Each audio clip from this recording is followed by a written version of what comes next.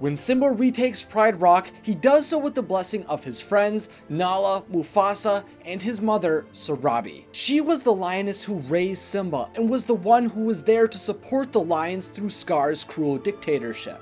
In reality, Sarabi was integral to the stability of the Pride Lands and Simba's life, but yet there's still so much to uncover about her story. Hello, I'm Isaac from What's Up Videos, where we discuss fun topics for fun people, and today, to celebrate the Walt Disney Signature Edition of The Lion King, I'm going to explain Sarabi's full story. Spoiler warning ahead for all of the Lion King movies. If you'd like to check out the epic tales of these lions, you can find the links in the description. Sarabi was born in the Pride Lands prior to the events of The Lion King during the reign of Mufasa's father Ahadi. Although original scripts of The Lion King, back when it was called King of the Jungle, indicated Sarabi grew up with 3 siblings, named Diku, Dwala, and Nanda, only one named sibling is confirmed to have existed in a Lion King puzzle. The Happy Family puzzle states Matoto is one of Simba's best friends. He is Sarabi's sister's cub. In the Lion King comic, An Unusual Choir, Simba also meets his 2 new cousins, indicating at the maximum Simba has 3 cousins and Sarabi could have up to 2 siblings. In the Lion King Friend in Need, we learn at a young age Sarabi became betrothed to Mufasa, and in their youth they were close friends similarly to Simba and Nala. Although Mufasa and Sarabi preferred to stroll across the Pride Lands on their own, Zazu would often hover over them, hoping one day he could assist the future king, and on a few occasions, Zazu's lingering presence paid off. When Sarabi was trapped in a gorge, Zazu was able to fetch Mufasa to raise her out of danger, and in the story How True Zazu, while Mufasa and Sarabi are spending time together, a water cobra slides in and creeps up on the two, but Zazu alerts them of danger before they are hurt. Mufasa is sometimes annoyed Zazu is always around, but Sarabi always thanks him since he has saved her life on so many occasions in their youth. Once they have grown up and Ahadi's time is about to pass, Mufasa and Sarabi are married and they become the rulers of the Pride Lands. Mufasa governs and protects the Pride Lands, while Sarabi leads the lionesses and the hunting parties. Sometime after their rise to power, Sarabi becomes pregnant with their son Simba. Once Sarabi gives birth to Simba, he is presented to the Pride Lands as the future king. Together, Mufasa and Sarabi support their son through the trials in his life, and she encourages him to stay motivated and learn about what it takes to be a great ruler. In Simba's Big Secret, we get to see Sarabi give Simba one of these lessons, which shows some of her wisdom. When Nala goes missing, Sarabi asks Simba to reveal what happened to Nala, but he resists because he says it's a secret. Sarabi explains gently that secrets sometimes need to be told for the safety of others. Seeing the wisdom in his mother's words, Simba tells the pride where Nala is. Unlike Mufasa, who is gentle but firm in his guidance, Sarabi is softer, shown to be especially affectionate when dealing with her son, whom she is especially patient with. In the comics, she is willing to repeat to him why he must obey the rules and why he must stay true to himself. Through Simba's prodding and complaints, Sarabi always seems to keep a positive disposition with him and is even willing to give him advice through his rambling. She will joke and even embarrass Simba, but makes sure she restrains his actions in order to keep him from harming himself and his friends. Sarabi is lenient in nature, but ensures Simba stays on the right track.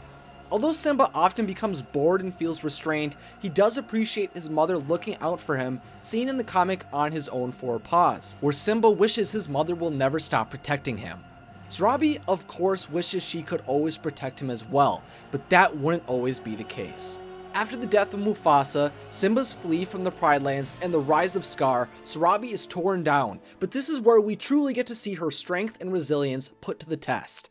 When she is faced with an overbearing and unfair leader, Sarabi keeps her head held high, unaffected by the intimidating presence of her abounding enemies. She seeks what is right and what is true, instead of bending to Scar's temper and arrogance. Sarabi even is willing to let Scar lead if he acts and allows them to leave Pride Rock, and takes a blow after revealing her allegiance to Mufasa. She will never stand idly by watching her people suffer. When Simba returns, she is excited to know he is alive, and when she learns the truth of Scar's betrayal, we are shown she is a fierce fighter, unwilling to allow injustice to continue in the Pride Lands under her brother-in-law's rule. Once the lions took back Pride Rock for themselves and Scar was no more, Sarabi finally got to see her son rise up to take her husband's place as king. But what happens to her next? According to a 1993 script of The Lion King, Sarabi was actually meant to be present at Simba and Nala's cubs presentation at the end of the film, but for some reason they scratched this idea. Sarabi also does not appear in The Lion King 2, so what could have happened to her? Well, the real-world speculation around her departure from the Lion King sequel is rumored to have been because her voice actress, Mage Sinclair, died before the production of the film began, which I think is possible. This explains why Sarabi was not written into the story, but what about Sarabi's fate? In the Lion King wiki, they explain a Disney website once stated that Sarabi was banished alongside the outsiders, but I feel this is unlikely and makes no sense since Simba's mother was not loyal to Scar. Others believe Sarabi appeared as just a background character in Simba's Pride, which I can kind of see, although some of the lionesses suspected of being Sarabi are not identical matches. I think the most likely explanation for her seemingly sudden disappearance is her natural death. Old age took Sarabi. I think this makes perfect sense. Since neither of Mufasa's parents or Sarabi's parents were at the presentation of Simba, we can conclude that Sarabi would also be unable to live this long to see the presentation of Simba's child. The other factor which points to Sarabi passing away in peace comes from Simba not possessing any emotional burden from her death.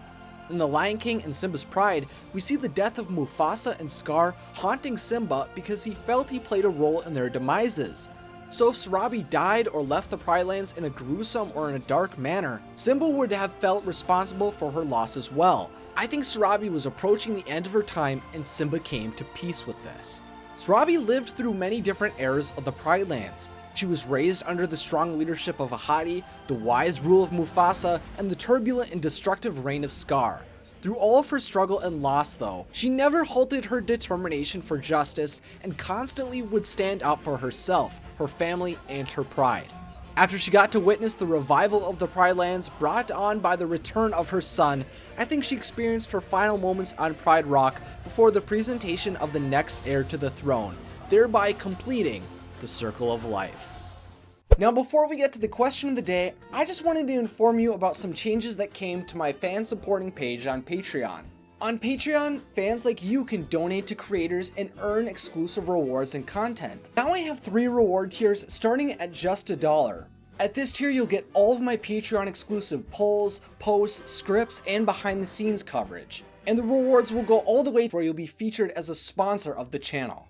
Let me make it clear, donating is completely voluntary. Watching my videos is all the support I need, but if you're interested in going to infinity and beyond to support the channel while also earning rewards, then check out the link to my Patreon page in the description of this video. So now it's time for the question of the day, sponsored by my patrons. Do you agree with me that Sarabi died after Simba became king? Let me know your thoughts in the comment section, along with any other ideas you have for future Discovering Disney episodes. If you enjoyed this video, then click that like button. If you'd like to stay up to date with new magical videos, then click that subscribe button and follow me on Twitter. And to see more Watso videos, then check out some awesome pics over there. Thanks for watching, and have a magical day.